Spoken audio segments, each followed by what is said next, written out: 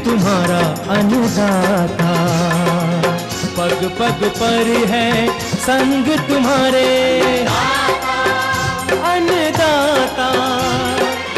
लहू किसानों का बन के पसीना सींचता है धरती का सीना। मेहनत का तेरी हक दिलवाने, नई तकनीक नई खोज बताने। पशुधन को गुणवान बनाना, पौध सुरक्षा को सिखलाना, खेती के सब गुर समझाने, भारत का सरताज बनाने। आठों पहर है संग तुम्हारे अन्नदाता, अन्नदाता। नमस्कार, मैं हूं आपके साथ अमिता सिन्हा और आप सभी दर्शकों का अन्नदाता कार्यक्रम में स्वागत करती हूं। हर रोज की तरह कार्यक्रम में हम लेकर आते हैं खेती बाड़ी से जुड़ी हुई बहुत सी लाभकारी जानकारियां। तो चलिए सबसे पहले देखते हैं क्या है विशेष आपके लिए आज के कार्यक्रम में। मूंगफली की फसल में किए जाने वाले समसामयिक कार्य।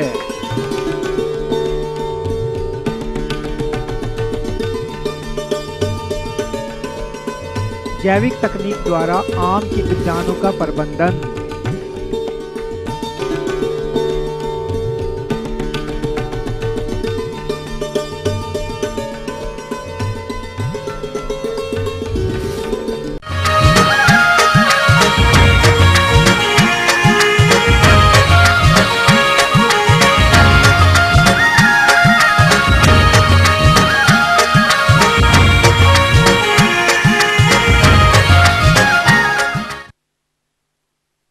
जायद मूंगफली की फसल इस समय बढ़वार की अवस्था पर है। फसल से अच्छी पैदावार के लिए सिंचाई, उर्वरक, खरपतवार और कीट रोगों से फसल को बचाना होगा। जायद मूंगफली के उत्पादन में सिंचाई का मुख्य रोल रहता है। अगर इन समसामयिक क्रियाओं पर ध्यान दिया गया तो उत्पादन में काफी गिरावट होती है। तो इस समय मूंगफली की फसल में कौन कौन से समसामयिक क्रियाओं को संपादित किया जाए, इस विषय पर जानकारी दे रहे हैं क्षेत्रीय अनुसंधान केंद्र उज्जानी बदायूं के डॉक्टर A.K. चौबे।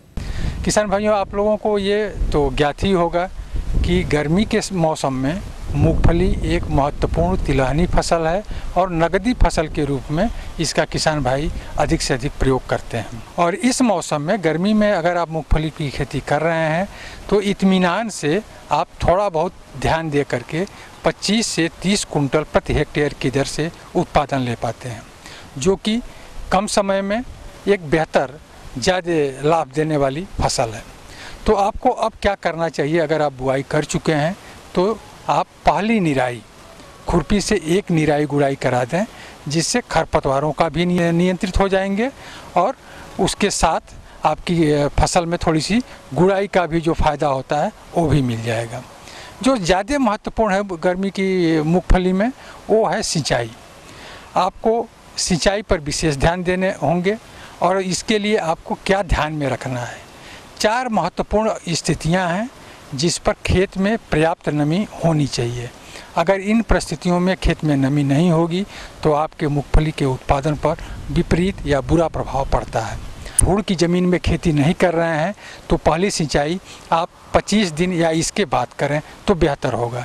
लेकिन अगर भूड़ की ज़मीन है, गर्मी ज़्यादा है, आपने पलेवा करके बुआई की है और लगता है कि नहीं नमी खेत में कम हो गई है, तो आप नमी खेत की स्थिति और फसल को देखते हुए इसकी सिंचाई जल्दी भी कर सकते हैं। पहली सिंचाई अगर आप 25 दिन के बाद करते हैं तो फूल आने से पहले की अवस्था पर जो सिंचाई आवश्यक होती है उसकी पूर्ति आपने कर दी। दूसरी महत्वपूर्ण अवस्था है जब बारे पेग जो फूल बनते हैं वो पेग जो ज़मीन में जाते हैं उस समय खेत में पर्याप्त नमी होनी चाहिए, नहीं तो बारे ऊपर ही रह जाएंगे और सूख जाएंगे, जिससे उत्पादन कम होगा। तीसरी जो अवस्था है जब आपकी मूंगफली पाड़ बनने लगते हैं उस समय आपके खेत में नमी होनी चाहिए। और चौथी जब आपकी फसल करीब 2.5 महीने की हो जाती है उस समय एक सिंचाई, जिस समय मूंगफली में भराव होता है। इन 4 परिस्थितियों पर अगर आपने ध्यान दिया और खेत में पर्याप्त नमी है बारिश की वजह से, या आमतौर पर ग्रीष्मकालीन मूंगफली है तो इसमें बारिश की बहुत संभावना नहीं रहती है, तो इन 4 अवस्थाओं पर आपको सिंचाई करने की आवश्यकता पड़ती है अगर आपके खेत में नमी की कमी है तो अगर आप इन 4 अवस्थाओं पर सिंचाई कर लेते हैं तो गर्मी की मूंगफली फ़ायदेमंद इसी वजह से है कि इसमें आम तौर पर सामान्यतः न तो किन्हीं बीमारियों का प्रकोप होता है न कीड़ों का प्रकोप होता है, या यूँ कह लें कि इन कीड़ों और बीमारियों का नगण्य प्रकोप होता है, जिससे आपकी जो दवाओं में रसायनों में व्यय होता है वो बच जाता है और आपकी उत्पादकता अच्छी मिलती है। अगर किन्हीं कारणवश जो मूंगफली की बीमारियां हैं, जैसे आपका टिक्का रोग है, गणसा रोग है जिसको कॉलर रॉट कहते हैं, जड़ का भूरा सड़न है, या कुछ और तरह की 1-2 बीमारियां आती हैं, तो इनका निदान एक तो बीज शोधन है, जो मुझे पूरी उम्मीद है कि आप मूंगफली अगर बोए हैं तो बीज शोधित करके बोए होंगे बाबिस्टिन और थीरम से। अगर टिक्का रोग जैसे पत्तियों पर पीले पीले धब्बे पड़ जाते हैं, अगर उस तरह की बीमारी आपके फसल में है और वो भी बीज की अवस्था या शुरू की अवस्था में आई है, तो उस समय हो सकता है कि उनकी सघनता को देखते हुए आपको दवा डालने की आवश्यकता पड़े। तो इसके लिए जो सामान्य सी फफूंदनाशी है, जिनको हम मैनकोजेब या डाइथेनियम 45 के नाम से जानते हैं, उसको आप 2 से 3 ग्राम प्रति लीटर पानी की दर से घोल बना लीजिए और इस घोल से आप छिड़काव करके अपनी फसल को तर कर दीजिए, तो ये टिक्का रोग नामक बीमारी भी नहीं आएगी। जो चौथी बीमारी है जिसको बर्ड नेक्रोसिस कहते हैं, उसकी भी संभावना करीब करीब नगण्य ही होती है इस मौसम में, जबकि खरीफ में ये एक बहुत भयंकर बीमारी है, जिसमें जो बर्ड कलियां जो खिलती हैं वहाँ पर छोटी छोटी पत्तियां बन जाती हैं या छोटे छोटे पत्तियों के गुच्छे बन जाते हैं, पौधे की विकास रुक जाती है, और जब पौधे की विकास रुक जाएगी तो उसी का उत्पादन पर विपरीत प्रभाव पड़ता है।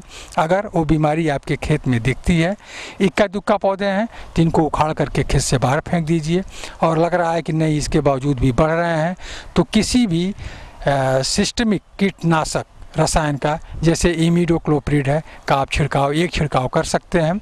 छिड़काव करते समय इस बात का ध्यान रखें कि ये बीमारी एक सफ़ेद मक्खी से फैलती है, जो दूसरे बीमार पौधे का रस चूस करके स्वस्थ पौधे पर का रस चूसती है, तो उसमें भी फैल जाता है।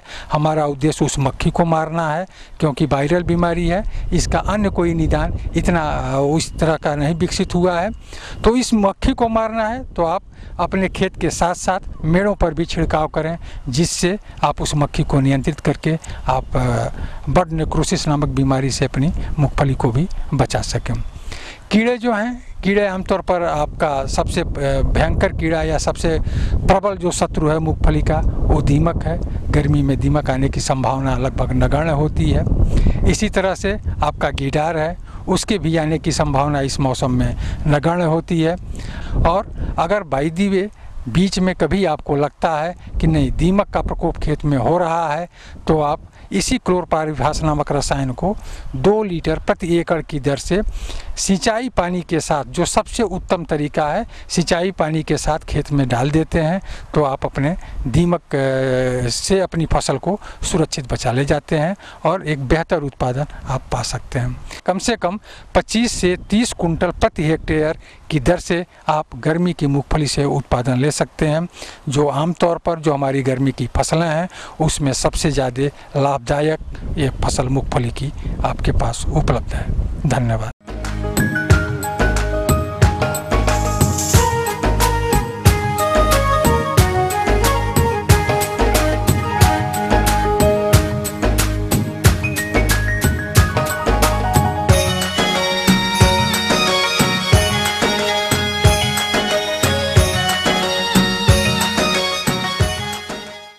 जिन किसान भाइयों के पास आम की बागवानी है, उनके पौधों में इस समय फलों का आकार चने के आकार से लेकर नींबू के आकार का हो गया होगा। इन फलों की अच्छी बढ़वार हो, इसके लिए कुछ बातों को विशेष ध्यान में रखने की जरूरत है, जिनमें मुख्य रूप से सिंचाई प्रबंधन, कीट नियंत्रण प्रमुख है, जिस पर अपने अनुभवों को बता रहे हैं ग्राम काशीपुर, जिला सहारनपुर के प्रगतिशील किसान श्री रामवीर सिंह चौहान। मेरे पास आम का लगभग 80 एकड़ आम का बाग है मेरे पास और मेरे भाइयों के पास, और इसमें तरह तरह के किस्म के आम हैं। लंगड़ा है, चौसा है, रामकेला है, दशहरी है और गुलाब जामुन, ये समय है। किसान भाइयों कि इस समय हमारे बागों में सरसों के दाने के बराबर आम लगभग तैयार है। अब पूरी सेटिंग हो चुकी और आम हमारा आ चुका। इस समय हमें देसी दवाई ट्राइकोडर्मा और बवेरिया बेसियाना ये पाउडर है, ये मिला के 7 ग्राम से 10 ग्राम प्रति पेड़ के हिसाब से लगभग ये हमें स्प्रे कर देना चाहिए। इस समय ये फफूंदी नहीं आएगी, हापर उड़ने वाला है वो नहीं आएगा, कई बीमारियों को दूर करेगा। ऐसे छोटी छोटी जो कड़ी कीट है उनको भी ये कमांड में करेगा, और फंगस जो टहनियों पे छोटी छोटी आ जाती है उसको भी ये कंट्रोल करेगा। किसान भाइयों, कड़ी कीट ये नीचे धरती में से निकलते हैं, इनके छोटे छोटे लार्वा ऊपर चढ़ते हैं पेट में, उनको हानिकारक करते हैं और नुकसान देती हैं। जनवरी फरवरी में कड़ी कीट की मात्रा इतनी अधिक हो जाती है, चाहे कितनी दवाई हम उन पे डाल दें तो वो कम तो हो जाती है लेकिन मरती नहीं। अक्टूबर में ही उसको दवाई का प्रयोग न करके उसमें पेड़ के चारों तरफ पन्नी बांध दें और ग्रीस लगा दें। मादा ऊपर नहीं चढ़ पाएगी और नीचे रहेगी और हमारे पेड़ सुरक्षित रहेंगे। किसान भाइयों, अब हमारी आम की सेटिंग हो चुकी। अब से लगभग 1 महीने के बाद तो फफूंदी और सफ़ेदी सी कई तरह की बीमारियां हमारे आम के ऊपर आएंगी। हमारा आम लगभग 20 और 25-30 ग्राम का लगभग हो जाएगा। तो उसमें हमें एक जैविक दवाई अपने घर पे बनानी, तो इसमें सबसे पहले हमें लेना होता है 10 ग्राम गाय का गोबर, और इसके साथ साथ गौमूत्र 10 लीटर, 2 किलोग्राम दाल का आटा, और इसके साथ साथ फिर 4 लीटर गन्ने का रस। अगर गन्ने का रस है ठीक है, अगर गन्ने का रस नहीं है तो हम गुड़ भी ले सकते हैं। और ये सारा सामान हमें 200 लीटर पानी में इसमें सारा सामान मिला लें, और उसको 1 हफ्ते के बाद उसको हिलाते ना है, डंडे से अच्छी तरह हिलाते ना है। इसको हम 1 एकड़ में इसको छिड़कना होता है, दूसरे पानी में मिला के 1 एकड़ में इसको छिड़क दें तो फिर इसके रिजल्ट बहुत अच्छे रहेंगे। किसान भाइयों, कई बार मैंगो हापर बहुत ज़्यादा हो जाता है, हमारे पत्ती और आम फल तक हमारा काले पड़ने लगता है। ऐसे समय पे हमें ये करना चाहिए कि कपड़े धोने का सोडा आता है अभी बाजार में, तो 1 किलो प्रति बीघा, यानी 1 बीघा में 5 आम हमारे लगभग आते हैं, 5 आम के पेड़ आते हैं, तो उसमें हमें 1 किलोग्राम कपड़े धोने का सोडा उसका छिड़काव कर दें, तो उसका नतीजा ये होगा हमारा आम और पत्ती हमारी साफ हो जाएंगी। किसान भाइयों, अब खाद की बात आती है। इसमें हम डाल चुके देसी खाद हमारा 2 कुंटल से 3 कुंटल प्रति बीघा के हिसाब से, यानी 6 पेड़ में 2 कुंटल या 3 कुंटल तक आम में डालना चाहिए। किसान भाइयों, यदि हमारा आम का पेड़ 10 वर्ष का है तो हम उसमें एक टोकरा यानी 20-25 किलो लगभग कंपोस्ट खाद उसमें डालेंगे, और 5 किलोग्राम उसमें जैविक खाद जो हमने वर्मी कंपोस्ट और दूसरा खाद बना हुआ है, ये मिला के हम 10 वर्ष के पेड़ तक डालेंगे। डालने का किसान भाइयों तरीका उसका ये है, उसकी नाली बना दें 4 फुट, पेड़ का जो तना है उसे 4 फुट नाली बना दें, 4 इंच गहरी, और नाली खोद दें चारों तरफ। इसके साथ साथ उसमें जो खाद हमने अभी मात्रा बताई है खाद उसमें डाल दें, और डाल कर नाली बंद कर दें, और नाली बंद करने के बाद सिंचाई करें ज़रूर। इसका फ़ायदा ये होगा कि हमारा आम जैविक बनेगा और साइज भी हमारा बड़ा लगेगा। किसान भाइयों, सिंचाई की बात जहाँ तक है अपने आम के पेड़ों में, तो अभी तक तो सिंचाई हमें नहीं करनी। अप्रैल का महीना है, इसमें 20 अप्रैल के बाद सिंचाई करनी, इससे पहले सिंचाई नहीं करनी किसी कीमत पे भी, क्यों हमारा आम जो है वो सिंचाई में प्रभावित होगा ज़्यादा पानी में, जितने पानी की आवश्यकता उतना भी है। तो करीब 20 अप्रैल के बाद सिंचाई करें अपने आम के बागों में ज़रूर जी। 20 अप्रैल के बाद फिर सिंचाई करें 20 दिन के बाद, 20 दिन के बाद फिर सिंचाई करें, और हर 15 और 20 दिन के बाद फिर सिंचाई करते रहें। सिंचाई की कमी ना लगने दें, अगर सिंचाई की कमी लगी तो तरह तरह की बीमारियां आएंगी और हमारा आम छोटा ही अवस्था में नीचे गिरना शुरू हो जाएगा। तो इसके साथ साथ हमें ये ध्यान रखना चाहिए, हमारे जो आम के पेड़ है उसमें जल भराव नहीं होना चाहिए। अगर उसमें पानी ज़्यादा देर ठहरता है तो वो हानि करेगा। किसान भाइयों, इन सभी जैविक बातों का आप लोग ध्यान करोगे और एक बार इस्तेमाल करके देखोगे, आपका आम स्वादिष्ट होगा, बड़े साइज का होगा, और अच्छी तरह विपणन में बिक्री में उसका बहुत फायदा होगा, और आपका प्रोडक्शन अधिक होगा, और आपको जो है इसका लाभकारी फायदा मिलेगा आपका। ये थी कुछ उपयोगी जानकारियां। अब लेते एक छोटा सा ब्रेक, जल्द लौटते हैं और कार्यक्रम में आगे है महत्वपूर्ण जानकारियां। बने रहिए हमारे साथ।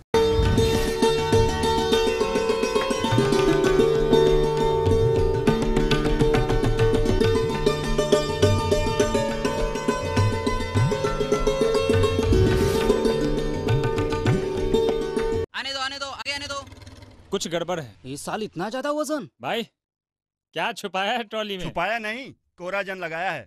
अब मेरी फसल को कीड़े नहीं खाते। पेश है डूबॉन्ट कोराजेन। ये देता है कंसुआ और चोटी भेदक कीटों से लंबे समय तक नियंत्रण, जिससे गन्ना बने ज्यादा लंबा और मोटा भी। डूबॉन्ट कोराजेन जिंदगी बदल दे।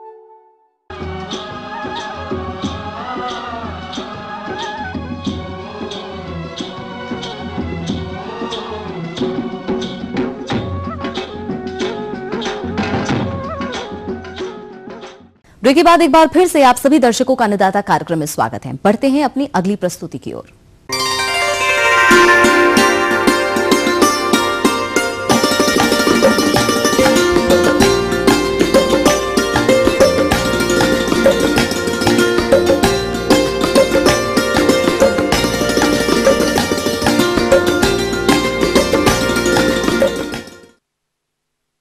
प्रदेश के किसान वर्षों से बेला फूल की खेती करके लाभ कमा रहे हैं और साथ ही बेला फूल से इत्र तैयार करके काफी किसान लाभ कमाते हैं। अतः जिन किसान भाइयों ने बेला की फसल लगा रखी है, इस समय खेतों में वो खड़ी है।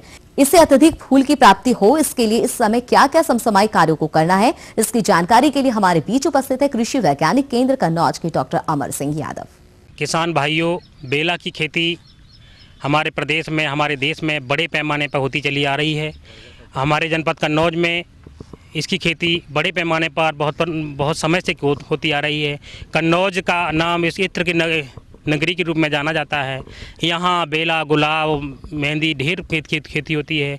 बेला इसमें प्रमुख फसल है। किसान भाइयों, जहाँ तक खाद और उर्वरक प्रबंधन की बात है, उसमें मैं बताना चाहूँगा कि प्रति पौधा कितनी खाद डालें। इसमें जो है किसान भाइयों 10 से 15 किलोग्राम सड़ी गोबर की खाद प्रयोग करनी है। साथ साथ जो है 90 ग्राम आपको जो है नाइट्रोजन प्रयोग करना है। 1 से 20 ग्राम जो है फास्फोरस प्रयोग करना है और 1 से 240 ग्राम आपको जो है पोटास प्रयोग करना है, प्रति पौधा डालना है। इसके साथ साथ किसान भाइयों, फूल की संख्या और उसमें ऑयल परसेंटेज बढ़ाने के लिए यदि हम जो है माइक्रोन्यूट्रिएंट का प्रयोग करते हैं 40 किलोग्राम मैग्नीज सल्फेट और 15 किलोग्राम जिंक सल्फेट और 5 किलोग्राम यदि बोरेक्स प्रयोग करते हैं तो फूल की क्वालिटी और फूल में जो है इत्र का परसेंटेज हम बढ़ा सकते हैं। किसान भाइयों, अगली बात आती है कि इसको किस तरीके से दिया जाए। देने की तकनीक के बारे में बताना चाहेंगे किसान भाइयों। सबसे पहले जो है करीब 5-6 दिन पहले, हफ्ता भर पहले लगभग समझिए कि हम जो है खेत के पौधे के चारों तरफ की मिट्टी हटा देते हैं। हटाने के बाद ये देखते हैं कि उसमें सनलाइट थोड़ा सा लग जाए। सनलाइट होने के बाद जो है गोबर की खाद और जो है सभी नाइट्रोजन, फास्फोरस, पोटास पूरी खाद को जो है हम अपने पौधे के चारों तरफ गोबर की खाद के साथ मिला करके जो है उसमें भर देते हैं। किसान भाइयों, सबसे पहले आप लोग जो है बेले के पौधे के चारों तरफ जो है हम लगभग 1 फीट गहरा गड्ढा खोद देते हैं और चारों तरफ गड्ढा खुदा रहता है। उसको करीब 7-8 दिन जो है खुला छोड़ देते हैं, जिससे कि क्या होता है उसमें जो है वायु संचार मिल जाता है और पौधा जो है वायु संचार मिलने के साथ साथ सनलाइट कुछ मिल जाती है। इसके बाद जो है क्या करते हैं, जो भी मैंने गोबर खाद और नाइट्रोजन, फास्फोरस, पोटास, आपको माइक्रोन्यूट्रिएंट जो भी बताए हुए हैं, उनको प्रति पौधा के हिसाब से जो है गोबर की खाद के साथ मिला करके जो है पूरे गड्ढे में भर देते हैं। भरने से हम जो है 3-4 दिन के बाद उसमें सिंचाई करते हैं। किसान भाइयों, अगली बात आती है फसल सुरक्षा की। फसल सुरक्षा के रूप में मैं देख रहे हैं आपके खेत में जो है इसमें जो है सुड़ी बेधक कीट लगा हुआ है। इसमें पूरी पत्ती जो है आपके पौधे को जो है पूरा खा लिया है और इसके नियंत्रण के लिए आपको क्या करना है किसान भाइयों। और इसके साथ साथ कली को भी नुकसान पहुँचा रहा है, कली भी ख़त्म कर दे रहा है, पत्ती ख़त्म कर दे रहा है, पूरा पौधा ही आपका बेकार और पूरे पौधे में जाली हो जा रही है।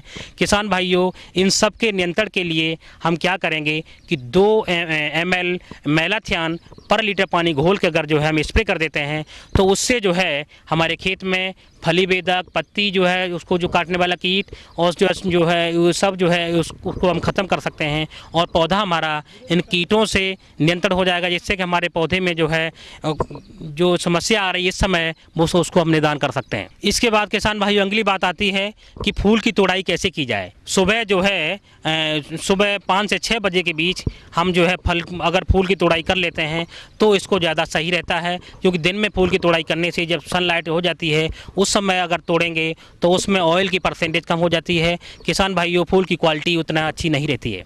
किसान भाइयों, यदि हम फूल को अधिक समय तक सुरक्षित रखना हो तो 0.1% सिल्वर नाइट्रेट को जो है घोल में हम यदि अपने फूल को जो है अगर डिप कर लेते हैं तो 3-4 दिन के लिए, 4-5 दिन के लिए समझिए कि उसको फूल को हम सुरक्षित रख सकते हैं और उसको उसके बाद इकट्ठा करके हम अपने मार्केट ले जा सकते हैं।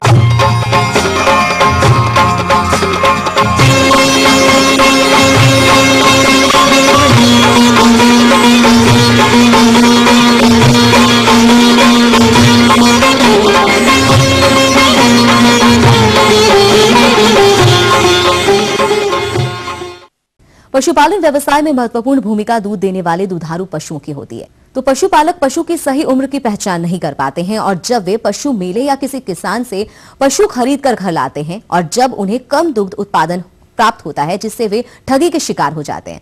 अतः पशु खरीदते समय उनकी उम्र की पहचान कैसे करें, इस विषय पर जानकारी दे रहे एक विषय विशेषज्ञ डॉक्टर राम प्रकाश शर्मा। आदरणीय किसान बंधुओं, हमारे देश में गायों की जरूरत के आधार पर प्रकृति ने कई नस्लें दी हैं।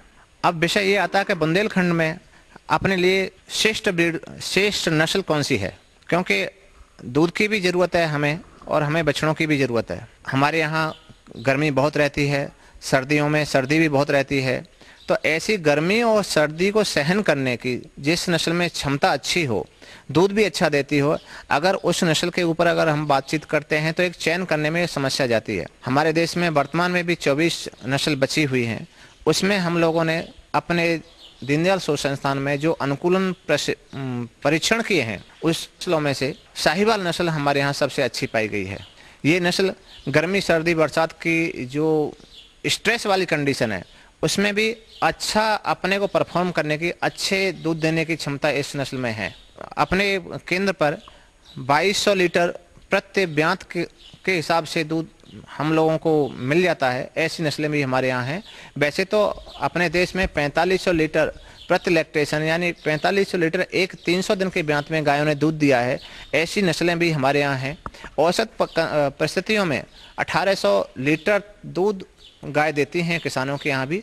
तो हमें इन परिस्थितियों में यानी बुंदेलखंड की जो परिस्थितियाँ हैं उनमें साहिवाल गाय का पालन करना चाहिए।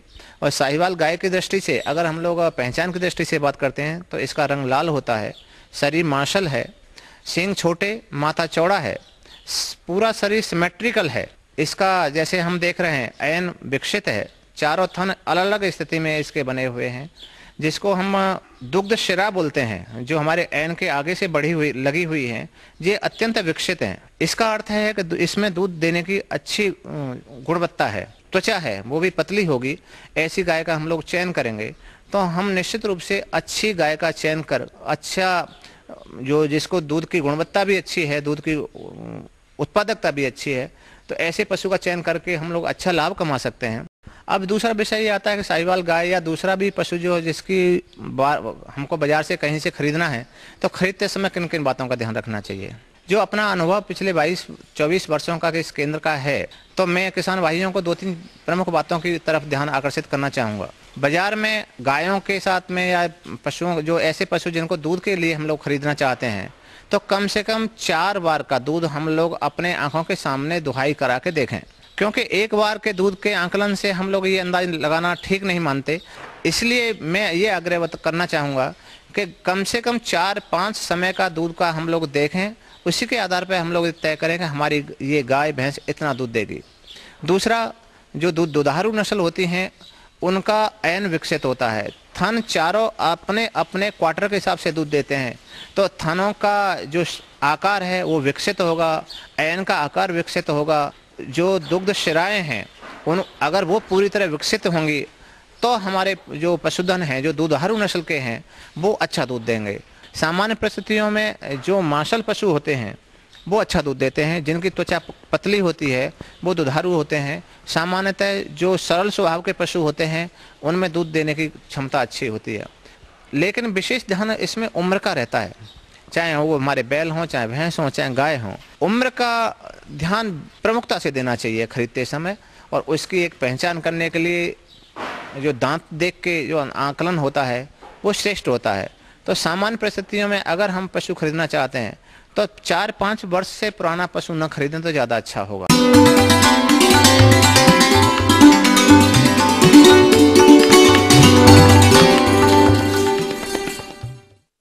अन्नदाता हेल्पलाइन निःशुल्क फोन संपर्क सेवा के माध्यम से आपके द्वारा पूछे गए प्रश्नों में से 1 या 2 महत्वपूर्ण प्रश्नों को हम अपने कार्यक्रम में शामिल करते हैं और इसी के तहत आज का चयनित प्रश्न है और उसका जवाब इस प्रकार है।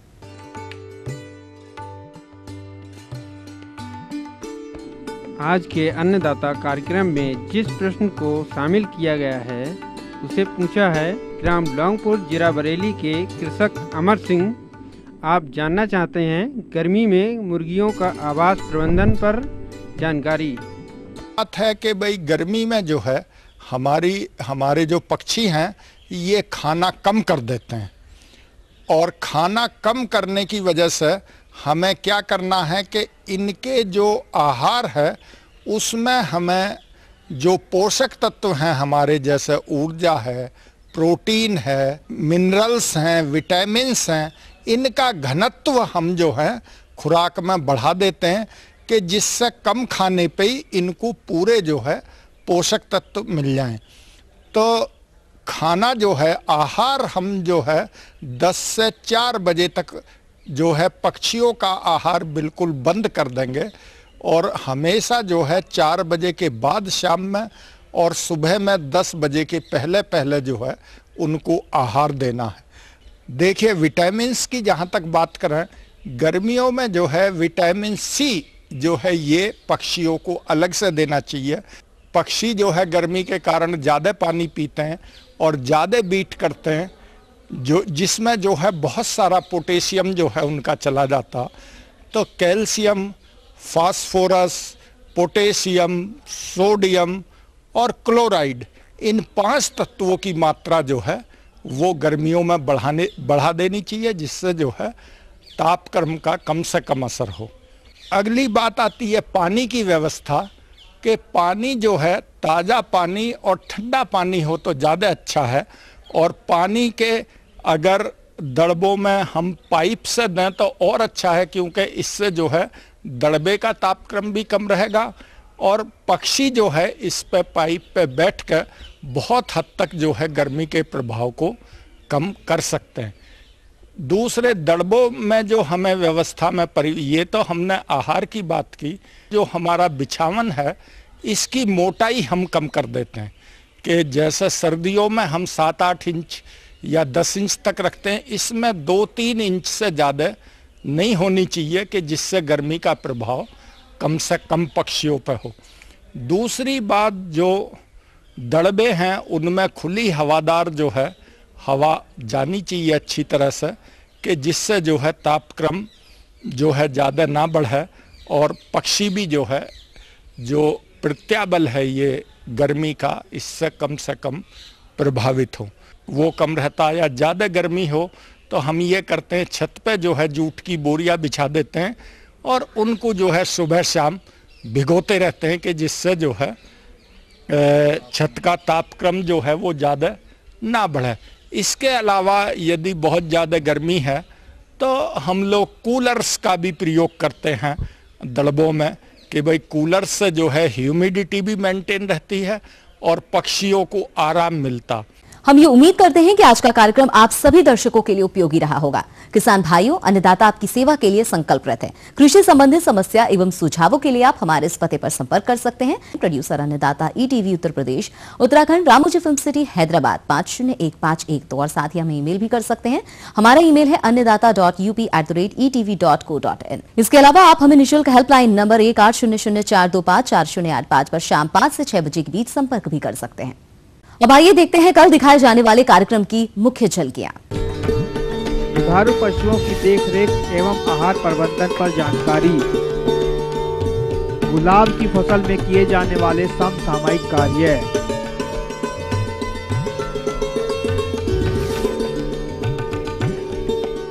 फिलहाल अन्नदाता की पूरी टीम को इजाजत दीजिए। कल फिर इसी समय आपसे मुलाकात होगी कृषि संबंधित कुछ और रोचक जानकारियों के साथ। नमस्कार।